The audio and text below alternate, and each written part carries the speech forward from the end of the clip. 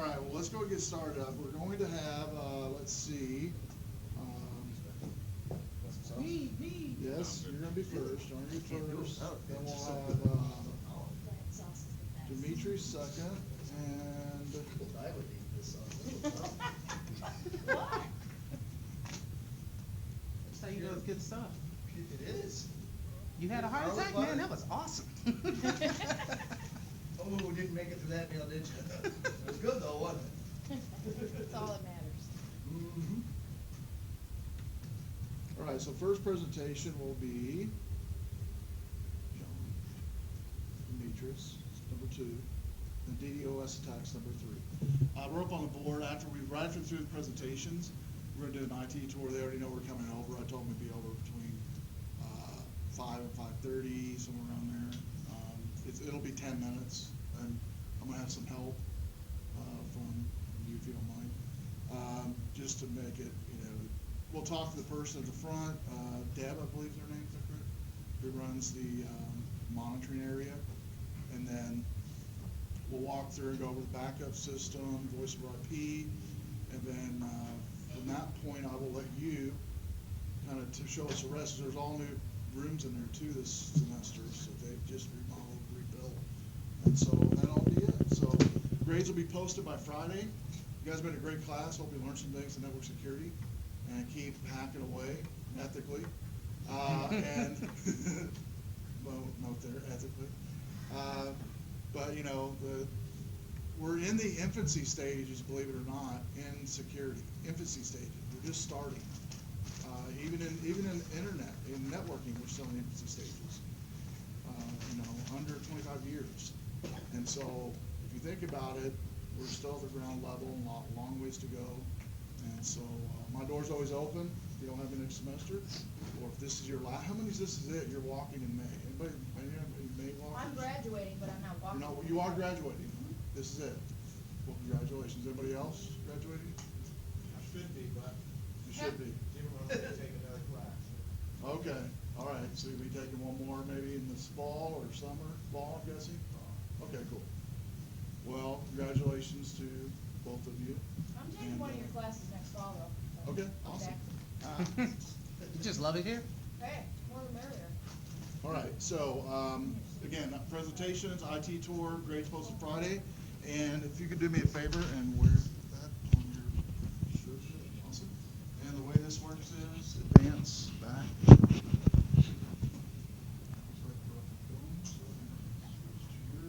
It'd be my luck I broke it.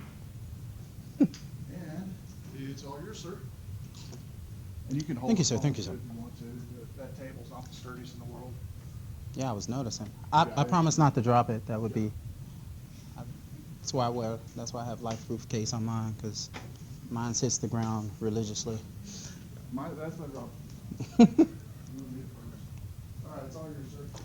So since we're having fun utilizing our hands and our mouths here, by a show of blinks, how many of you find QR codes useful? Well, for those of you that actually find it useful, congratulations. You are actually using a form of steganography. Steganography is a very old technique of protecting messages. Its origins can be traced back over 2,000 years. It's often mistaken as cryptology, but steganography differs in that it conceals the fact that a secret message is being sent, as well as hiding the contents of the message. So you don't actually know that something's actually, being hidden. The name is actually derived from the Greek, meaning covered or concealed writing. There are various recorded early uses of steganography. Some of the more interesting ones include, in the 5th century BC, Spartan king Demaratus removed the wax from a writing tablet, and he etched a message hidden on the wood underneath, warning of a imminent invasion by Xerxes, and then replaced the wax onto the tablet so that it looked like a blank writing tablet.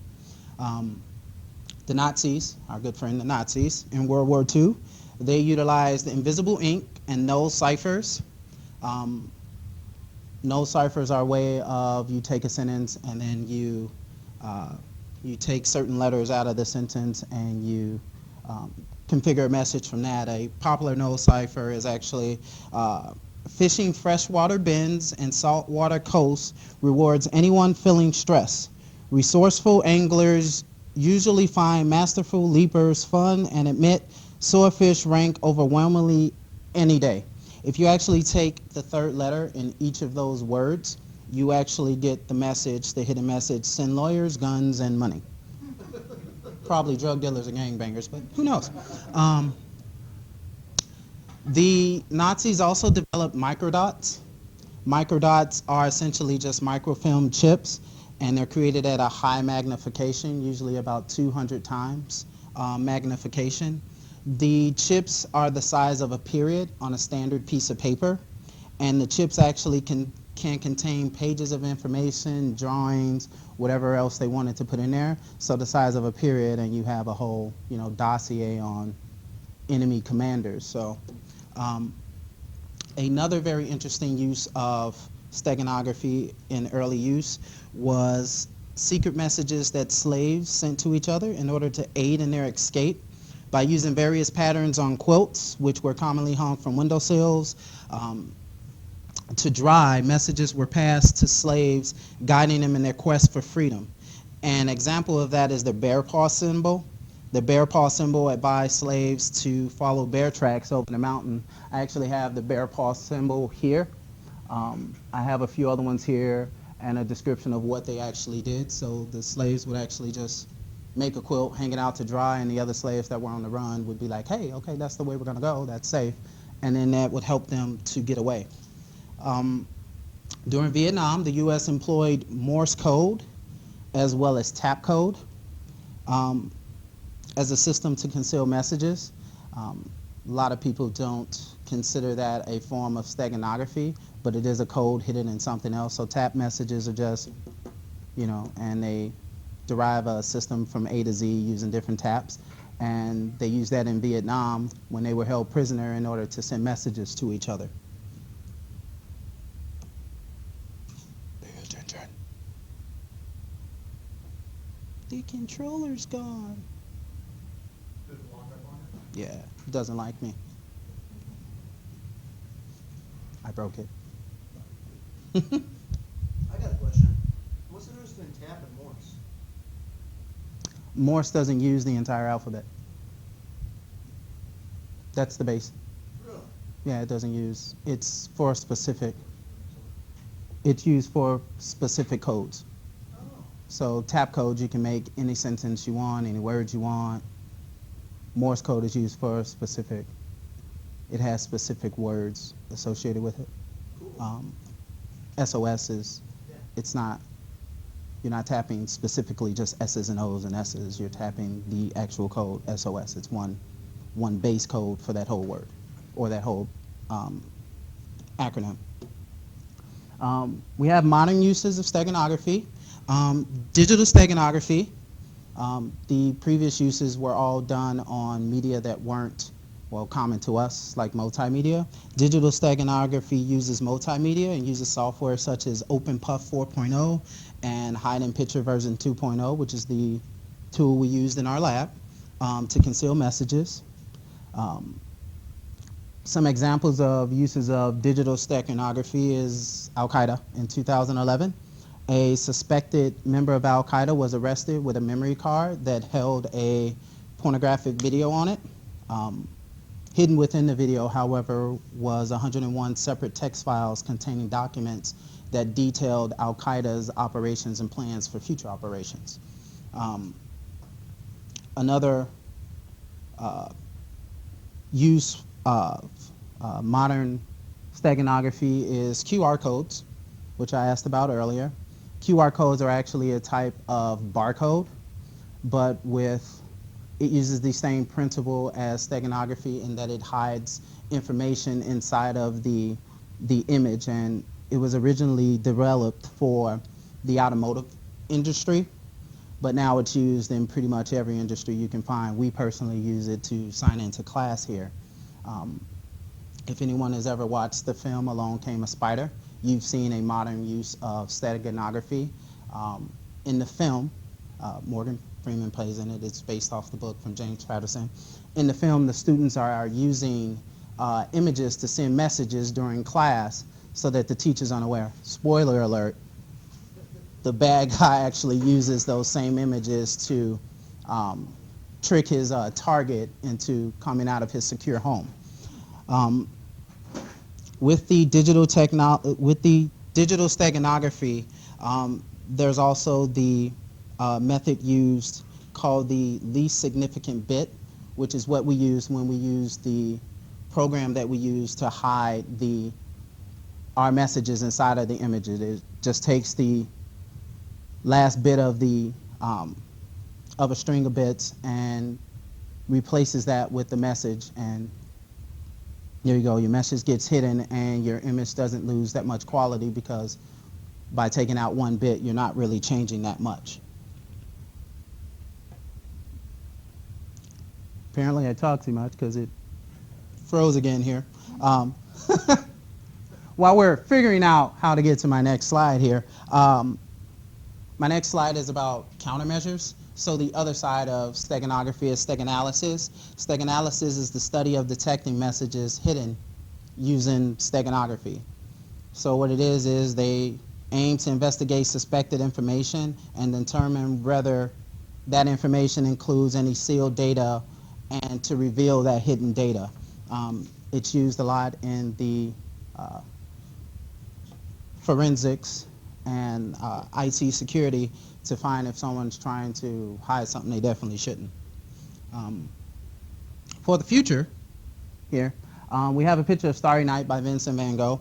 This is actually not something that I read during my research, but actually something I would love to actually see. I would love to see like museums or art galleries actually incorporate some form of steganography, like having a database, and when kids come in with all their iPads and their tablets and all their other smart devices, they can take a photo, sort of like QR codes of like Starry Night, and it'll give you background information, it'll pull up fun games, and give you all types of educational information while you're at the gallery. I think that would also, make a lot more people want to go to museums, because it's not just boring and don't get close. You could actually interact with the artwork. Any questions? One question, in fact, you mentioned before class about you want to share about what you found out about printers, how they did Yes. All laser printers actually use steganography. All laser printers print microdots on your printouts that actually include the date, time printed, type of toner, serial number of the printer. It's actually used a lot by computer forensics for law enforcement when they're looking at criminals. If someone's sending threatening letters, they can actually trace that back to a specific printer. Not just like a specific make of printer, but it'll tell you the make of the printer, the actual serial number, and you can actually trace that back to a certain person, all by small dots that are printed, and they're printed in yellow. Rather you have, all laser printers print them in yellow. I'm not sure where the yellow comes from, because even if it's a black and white laser printer, it'll print. You can't just see them, so it's not like you're looking at the print and there's big dots, but they're micro dots that are printed on every page from a laser printer that can identify that printer. Was that something that law enforcement agencies go put into printers, or is it something the printers automatically have? And what was It didn't, in my research, it didn't back up who actually decided we would put that in printers. And it didn't mention like inkjet printers, only laser printers specifically. Cool. Well, that's good, hand job. Second presenter, while the second presenter's coming up, go ahead and fill up again up here, that'd be awesome. We got drinks that came in as well. Thank you, appreciate it. Oh, you got me Dr. Pepper. I got you too. Oh, I sit and drink out of the 2 liter. Because I knew you had mentioned it, so I was like one of those beer hats and just. Use this? Yeah, use that, and I did turn off the timer. It won't go to sleep on you. Okay. Awesome. I'll just put it right there. I'll have you go last. Okay. I can't just use this. Wouldn't this be easier? No, it's works fine now. Just advance back is all you gotta do. Okay. You can do it. It's easy. And if you like to walk around and talk, you can actually hold it in your hand if it's easier for you. Yeah. Yeah, it might be better for you. How's that?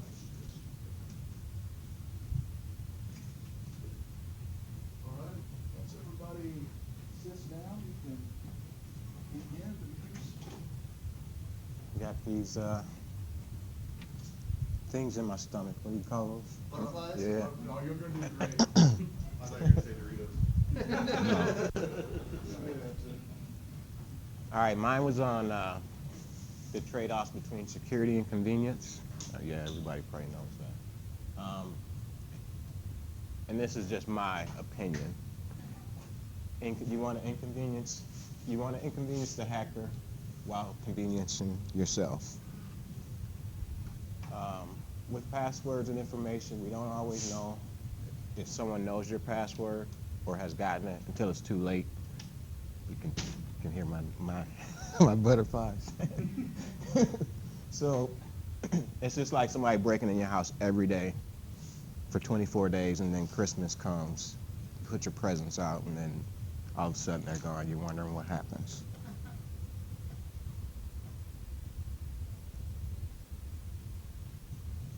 Quickly found out the do's and don'ts for keeping your assets secure.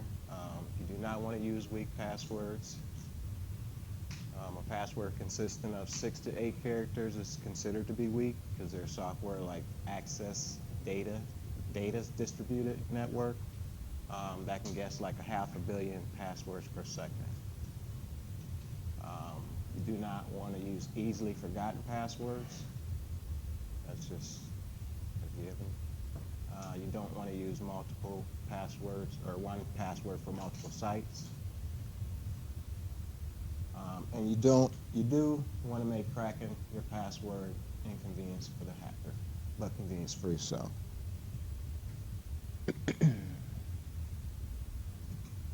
Now I learned that there are 4 levels of password securities. The alphanumeric, which is the basic ones. I use those, and I'm guilty of doing that.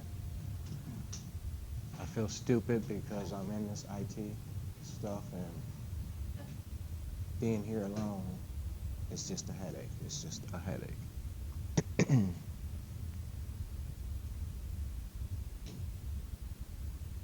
All right, so complex 8+ character passwords, more secure than a simple alphanumeric password.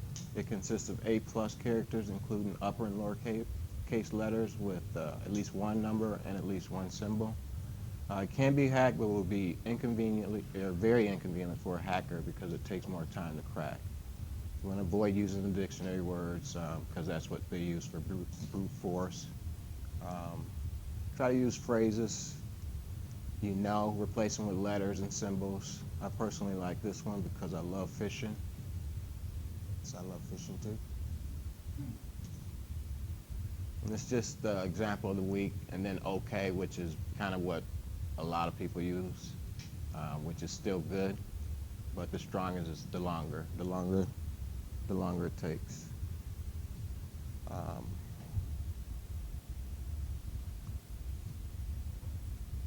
Complex 8 base password with a unique identifier. Kind of the same, but as you can see, I use Only God Can Trust Me by Tupac. And then a lot of people here use the coupons website, so that's just short for coupons. Same thing for, in this case, would have been Gmail, but I just took off the G. Netflix and YouTube. And then 2-step verification adds security to your security by sending you a text message to your phone with a code to enter for extra security. And convenience for you, very inconvenient for the hacker. And these are the 2 different kinds. One is Microsoft and one is Google. Password manager is what you use, right? All right. This is where we differ at. Password managers uses a password that even you don't know, or that you don't know for different sites. All you need to know is the one password. Good for convenience and almost impossible for the hacker. I'm not a fan of this method because if you lose that, if someone gets that password, they have access to everything. Is that kind of how yours work? And then I just show that there's one for like a portable one and then a regular one. And then Kaspersky. All right. So choosing your method considers, or before choosing your method, consider research that's already been proven by Georgia Institute of Technology. They did some testing on passwords, and he's already touched base with that, saying that they use graphic cards, and they were able to crack 8-character passwords in less than 2 hours. And that's just with their software. There's different software, so there's different times. Like this one is, can't hardly see it, but I think this is 23 days for an 8-character. And this one, can't see it, I'm sorry. For all characters on 8 characters, if you use, all characters, on this one it takes 2.8 centuries, which is just, I don't know what kind of software they're using. Got to be cheap. So security versus convenience. The purpose of my topic today was not only to inform you, but to convince you to take password security over convenience. The bottom line is that a good password is all that stands between you and the cyber criminal. And then this is supposed to be funny. I can't remember my password. And then the other guy says, you need to upgrade your memory. And then he says, thanks, I just remembered it's smartass.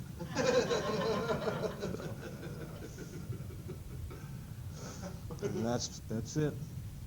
What was the website you mentioned to get secure password? For this one, I use Hackers for Life, or Life Hackers, lifehackers.com. Okay. Mm-hmm. Awesome. I have a question. So you did the research. Yeah. You did the paper. Yeah. You did the presentation. Are you planning on upgrading some of the Oh yeah, I have to. less than I feel secure I feel stupid. I do. Huh? Password. I thought that was really cool how you could have like the same password for each site and Yeah, just change the name. Yeah. Very cool. And I got that from hackers or Let's give lifehackers.com. him a hand. Good job. Nice job. Thank you. All right, next up, and go ahead and come on up, and you guys have dessert to eat, you got pop to suck down, chips to eat. So fill it up quickly here before number 3 comes up here. While number 3's coming up. Just wear that in your shirt there. Just right here. Okay. Awesome.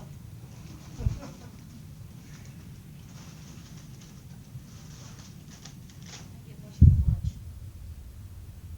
I'll make sure to eat light.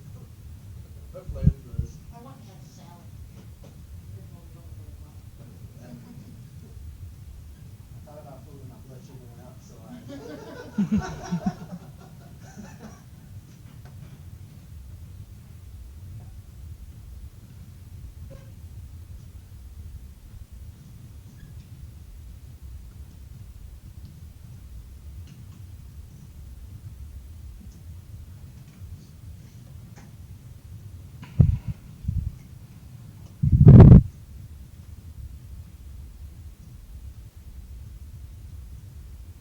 You wouldn't believe the unsecure passwords we use where I work. Our guest Wi-Fi password is Innovatech guest. I'm like, really? Right. Yep, short but sweet. right, sir, it's all yours. Let's give them our attention. Okay, mine is going to be something about something I've had a lot of unfortunate experience with in the last few months just because of my own personal hobbies and everything. Denial of service attacks. Oh, the image. But a denial of service attack is when somebody uses a network of computers to send several pings against one network at the same time, flooding it with so many requests that even a normal request, a legitimate request can't even get through, like we discussed in class earlier this year. They tend to work together to just grab as many open computers as they can on the internet just to keep sending it wave after wave after this website. Any website or anything. Some ways to stop it, well, the easiest way is just to shut your network down from the outside. Meaning nothing can get in, nothing can get out. Obviously this has problems for things like, Amazon, games, streaming websites, anything, because they need people to get in. The other way is try to take some preventive measures to stop them from getting the right IP address, like relaying your IP address off another node somewhere to make it even a little harder for them to get in, or just try to make it impossible for them to find the right IP address through normal means. Like, I know Twitch, for example, has a way if you go in with an account, go to somebody's channel and put in the right command, they will tell you their IP address. To the point where I've seen somebody claiming to be from the Lizard Squad demand to be made a mod of a Twitch channel, or they shut the Twitch channel down. And they did several times. They never got in because they kept getting banned enough, but yeah, famous attacks, the Lizard Squad attack last Christmas on the PSN and Xbox Live, if you guys either experienced yourself or saw someone experience where they just shut them down. They did arrest a few Lizard Squad members for doing that. Some of the first major arrests for DDOS. And then the other one is, I play a game called Dota 2, and because these people have problems against Valve, Dota 2 is a major source of DDoS attacks. The tournament I mentioned here, Beyond the Summit, a match that had about an hour of gameplay was actually 3 to 4 hours. Because they had to keep pausing, restarting, everything, because the DDoS attacks were so bad. It was a LAN tournament, but they had to broadcast it to the outside world, and that's how they kept getting in. Because in the game, there's a service where you can watch tournaments going on directly. So they just tuned into that and got the IP address and then just kept flooding it. Why? Well, most people just do it because they find it funny. Either you annoyed them or you just happened to be the person they randomly rolled the dice and picked that day. And a few of the members arrested have hinted that an outside force paid them off to do the Christmas attacks last year. Yeah. And like I said, it's going to be short and sweet. Any questions? As far as the most recent this year, you heard any big ones this year? Not of this year so far. Because the arrest, and you're getting a phone call. But yeah, the arrests seem to have shut Lizard Squad down. I occasionally check their Twitter, and they have yet to have any. They haven't had any real major posts. When you say they hinted at somebody paying them to do it, any ideas? No, they haven't told anybody who. They just said they made some money off their attacks. That was my first thought. When you got Xbox and PlayStation, is there somebody from Nintendo? Yeah, Well, actually, I think that's partially because Nintendo has a different setup than the other two, where Nintendo prides itself on being impossible to find any real details of anybody. It's it's mostly due to their friendly policy, and also they don't really get online gaming. Give Hmm. him a hand, good job. Next and last presenter, Sorry about that. and then after this last presenter, we'll do the IT tour. Go ahead, come on up and, do what? Oh, yeah, did you bring your USB up? I put mine into the slide, so. You did? Yeah. Okay. Yep, you'll be the last one then. Hey, Joe, do you have it on can you send it to me? Share me the link, however you want to do it, I don't care. Just send it to my Gmail, cconsole@gmail. Send me to that, that'd be good. Oh, yeah, I just double checked their Twitter. They have not posted anything since the 30th of last year. Okay. I didn't hear anything, so. Of course, they also put up a bunch of websites, IP addresses, but.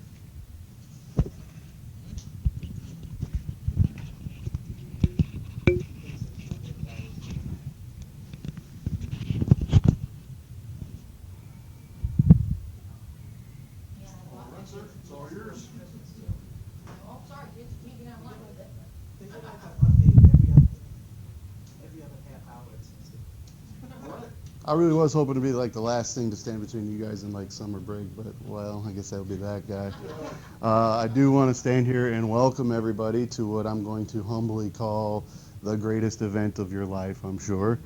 No, seriously, I wanted to do, instead of just standing here and impart my vast knowledge of any particular subject, I thought we would have a little game.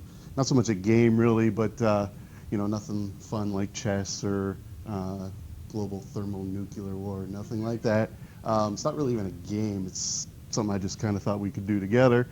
More like a survey. I want to take a look at a few hackers and kind of just hackers in general to kind of, see what they are. See, are they mischievous or are they being malicious? Now, we've had a couple examples already of some pretty malicious hackers, people who are out there to make money, steal your identities. Some of them are just mischievous, as already touched on. They want to shut down Xbox Live, which doesn't affect me one way or another. So what is a hacker? Well, we've all know what the term is. As defined by Webster, it's a person who gains access to a computer just to get information. Again, it can be personal information, and it can just be something to shut a website down.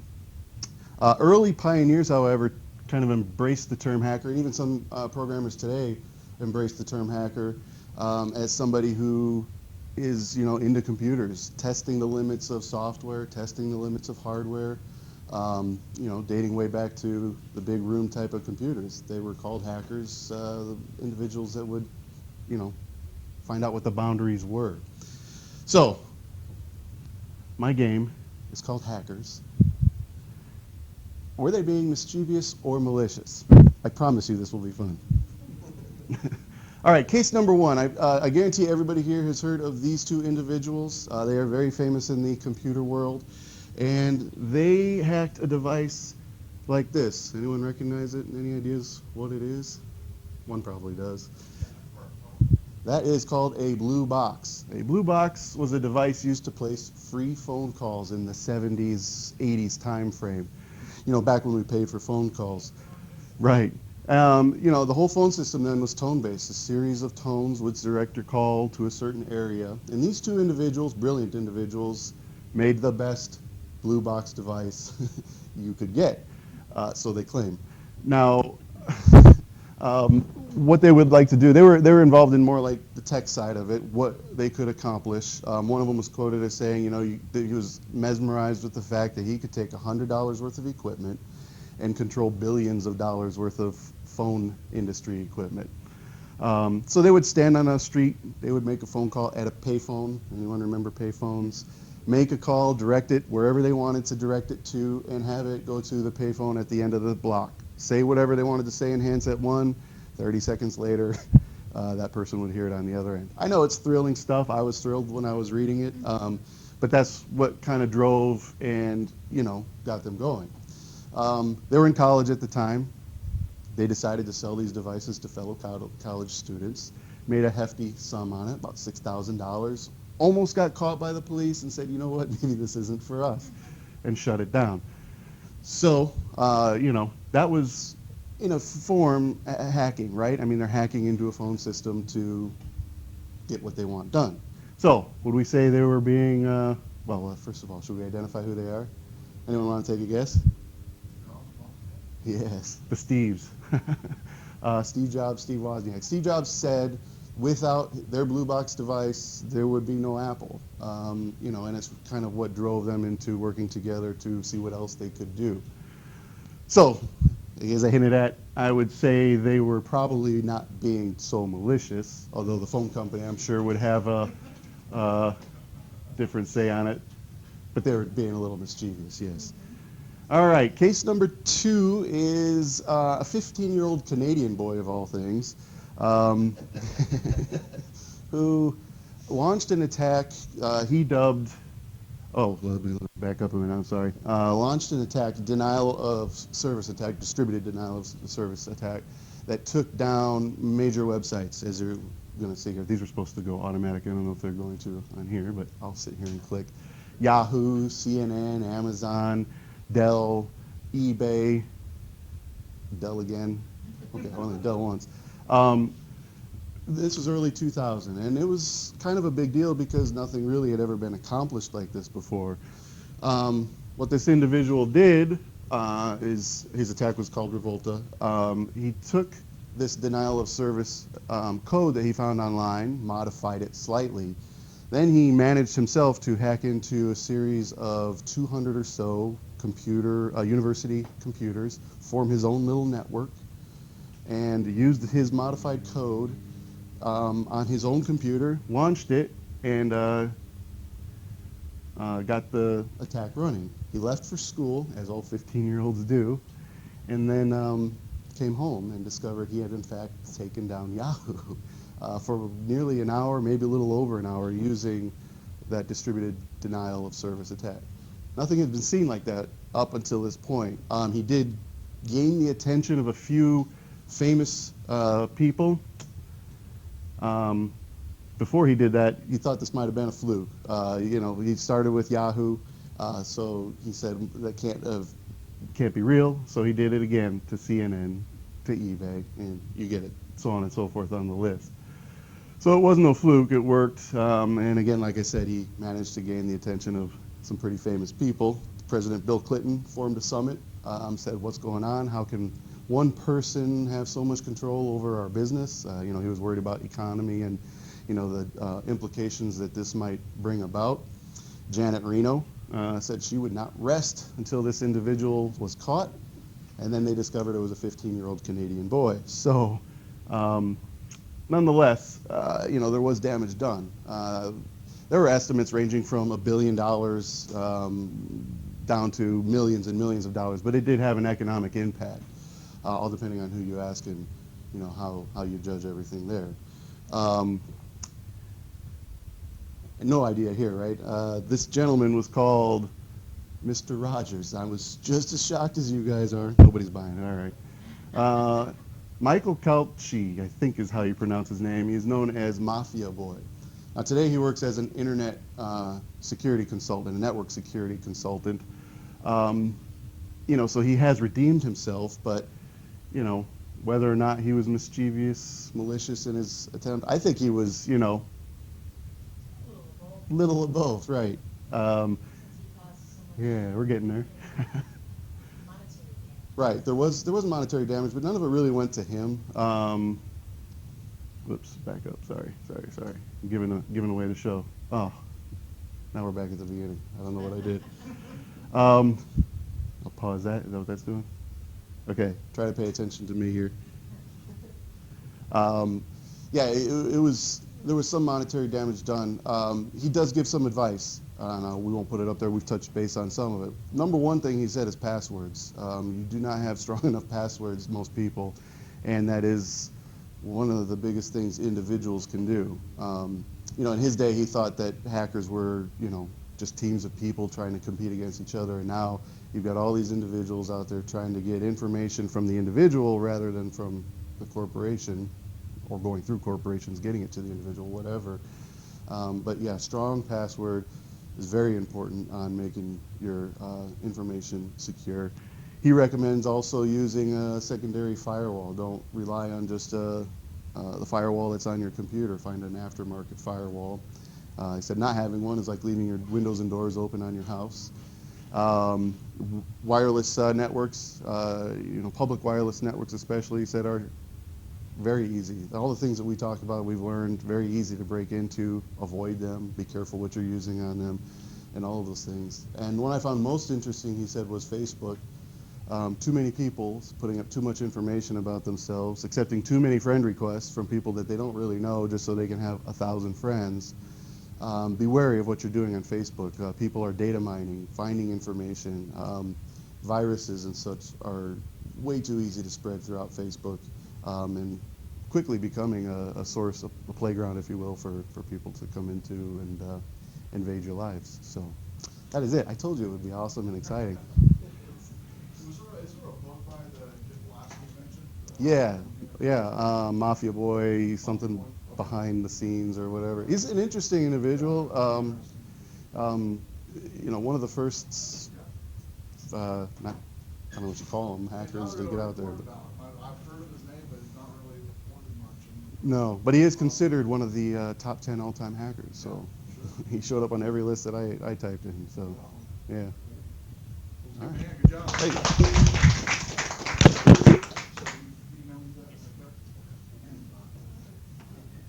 Come on up, and looks like you guys have some cake up here to take advantage of here, if you want to. Otherwise, Johnny's gonna take them home in his Walmart bags.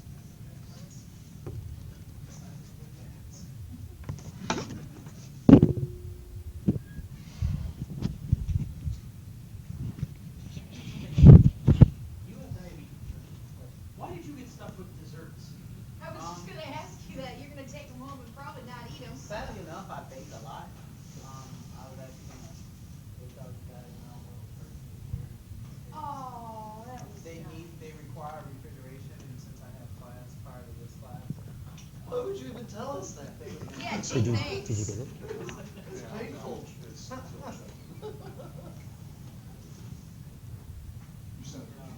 Yes, cconkle@gmail. Yeah, it came up with your picture and everything. So. Which is weird. I can't eat myself. But I enjoy watching other people stuff I bake. I live vicarious through them. No, I don't live that far away. If you ever need help living, call me. Hoping to get fat from some other people too. Test your samples or whatever. I do. Test them just a little bit. Yep, that's it. All right, let's give Joe our attention. Will this run that then? Okay. Let's go. We're gonna try. Okay. Oop, and just hit that way. Yep. Yes. Awesome. Okay. So I wanted to talk to you briefly today about PCI DSS, standard for payment data security. So what it, first of all, I'm going to start, really this talks about data breach, and particularly with payment data, like credit card numbers, PIN numbers, things like that people can use to take your money. So pretty recently, in 2013, during Black Friday weekend, Target suffers one of the largest data breaches in history. Affects around 61 million people. Now, when I say 61 million people, that's just getting their names and street addresses and phone numbers and stuff like that. 42 million people, their payment stuff got compromised. And it's pretty bad because now, basically, because of that, Target was forced to pay a $10 million settlement for a class action lawsuit against. So it cost Target Corporation $10 million because they didn't have PCI compliance. So you think, oh, well, that's great that, well, we nailed that down, right? Well, then the problem is that shortly after that, next year, Home Depot has an even bigger one, which a lot of people don't know about this because for some reason nobody talks about it. So 56 million cards are compromised in that fiasco. So that just that reinforces that we need security for payment data, and that's what PCI DSS is for. It's Payment Card Industry Data Security Standard. That's a proprietary information security standard for organizations that handle branded credit cards from major card schemes, including Visa, MasterCard, American Express, and JCB, which I think is a Japanese bank, right? I'm not sure who it is. So basically what happened is these guys all had their own standards prior to 2009. And, they're like, these guys had this one, and actually, sorry, prior to 2004. And then, so they all said, hey, we kind of need to really nail this down, because even earlier than that, there were all kinds of problems. So on December 15th, 2004, they released the first version 1.0 of PCI DSS. And so they went from 1 to this. So PCI that's exactly what it's supposed to be. So basically, PCI DSS requirements, the standard has 12 requirements for compliance, and they're organized into 6 logically related groups called control objectives. So I'll kind of briefly go over them, give you a little bit of information there. So first one is you need to build and maintain a secure network. Some of the ways you can do that is install and maintain a firewall configuration to protect cardholder data. Do not use vendor-supplied defaults for system passwords and other security parameters. You need to go in and you need to customize it for your organization. Next, protect cardholder data. So you need to protect any cardholder data that you store on your sites and your servers. And then you need to encrypt that transmission of that data when it goes across open public networks. Go a step further, don't host that data on your systems. And I'll talk about that a little bit later. Maintain a vulnerability management program. So you want to use and regularly update antivirus software on all systems commonly affected by malware. And then you want to develop and maintain secure systems and applications. It just kind of goes with that. You just want security, security, security. So that's really... Then you want to implement strong access control measures. So you want to restrict access to cardholder data by business need to know only. So you really only want your system administrators and maybe your executives knowing how to get into these systems, because when you give everybody access, eventually that access is going to break down somewhere. Somebody's going to compromise your security. They're going to accidentally leave their terminal open and somebody's going to steal their password or something like that. Social engineering things. And then you need to regularly monitor and test the networks. You want to track and monitor all access to network resources and cardholder data all the time. And then regularly test the security systems and processes and make sure that everything's working as you expect it. And obviously, as you go and you find problems, you want to address them as quickly as possible. Because in some of these cases, I go back to the Home Depot one, which is kind of a weird thing. A lot of people don't talk about the Home Depot breach as much as they talk about the Target breach. What I found strange about that is that the Home Depot breach, they knew that there was a security problem 5 months prior to them actually saying, hey, we have a breach. But it took them 5 months to do anything about it. Seems kind of weird. And then finally, you want to maintain an information security policy. So you want to maintain a policy that addresses the information security, what you're going to do if you have a breach, how you're going to protect against breaches, and constantly that needs to be updated because there are new dangers almost every week, really. So some weaknesses about PCI compliance and PCI DSS. All it does is set a minimum requirement for payment data security. PCI is not actually a law. There's no law that you have to maintain compliance with these measures. However, there are 47 states that have laws that kind of mirror or go along with this, but primarily most of those laws are about how and when you have to announce a breach of security. So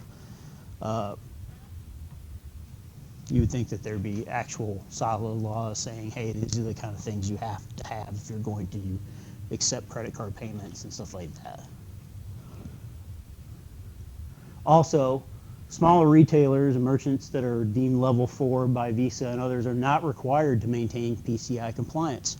However, they are responsible for about 80% of the breaches, and 42% of the damages that happen from these breaches are all on level 4 or small retailers.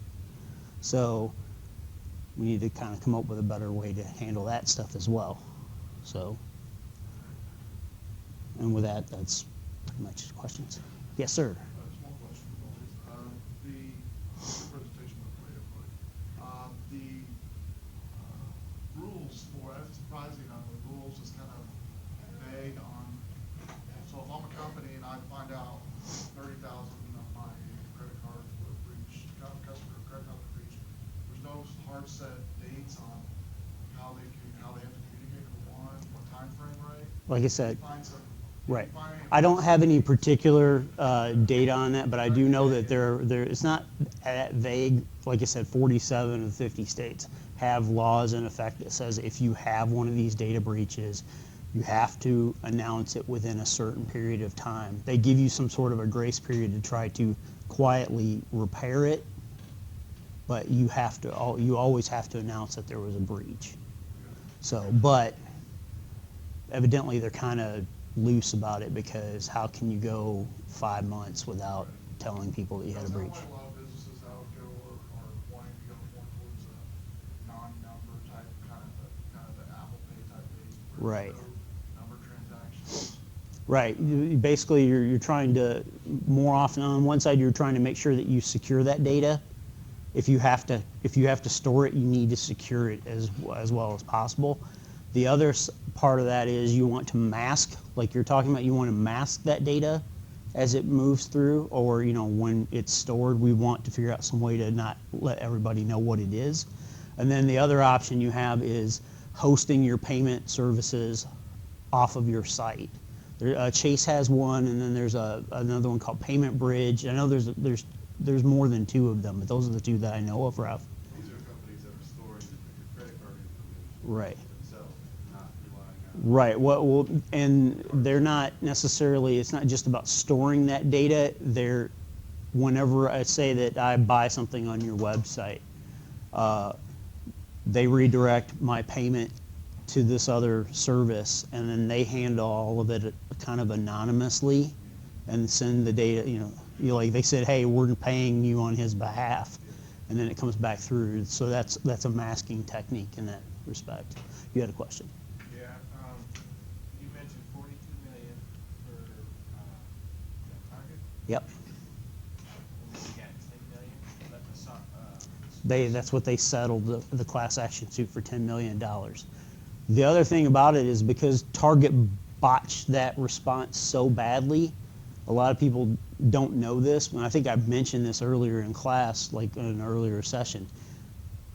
If you went to Target and you used a card from Chase in particular, but there were some other ones that did similar things, you could not purchase anything over $300 with your Chase provided card. Because Chase locked it down? Chase locked them down and said, Target, we're not going to let you rack up. right, we're not gonna let you damage your money, and we're not gonna let you damage us, because we will have to pay for all that, cover it.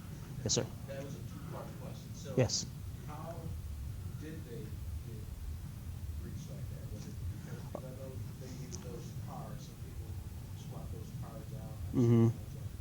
Yeah. Or did their servers get Here's the interesting thing about this is, and then of course it begs kind of a question, is that all of those breaches happened at the retail level, sliding your card, both Home Depot and Target. What they did though is they had a backdoor into those systems that run those things, and they put software on there that every time there was a swipe, it sent to their server as well. So it compromised, I want to say 400,000 readers in North America. That was an inside job. Right. Well, it was inside because they got in through a back door in their servers for their payment stuff. And yeah, so. And, All those systems that are installed have nothing to do with Target or it's all a third party. well, in Target's case, no. Target and Home Depot have their own servers for that. There's a breach that happened like around 2009 that was for a payment processor, just like you're talking about. They were breached and it affected JCPenney, Barnes and Noble, and a bunch of other places. And it actually, I think one of the places that it affected, it basically killed their business. They went completely out of business. Company went insolvent. So. I know a lot of businesses are just doing away with cards. Too, Right. Which is surprising, but it's not surprising too. Because Right. the cost of getting up to PCI compliance, Mm-hmm. the balance between, I want to be compliant, but I can't afford it, so. Right. We're going all cash. Right. That's it. Mom and pop stores a lot now are going to flat out, they won't let you use a credit card anymore. A lot of them, I mean, they're not a lot of them, but it's starting to see a lot more of it. The problem is that anybody that uses a card, yes, the cost is pretty high to maintain PCI compliance, because not only do you have to do all the things that we talk about here kind of vaguely, you also have to, within, with a regular schedule, you have to have somebody that's certified to judge you, come in and verify that you're PCI compliant, and of course you always have to pay them a nice fee. But the other side of that is like it cost Target $10 million. Yeah. Yeah, that's what's visible front facing. So. Good presentations, Gary. All right, well, I'm going to lock this door when we leave, so you can leave your stuff in here, and then it'll take like 10 minutes. We'll be done. It won't take that long. And then Friday, the grades will be posted. I'm going to stop this recording real quick, and we'll start in the IT help desk area.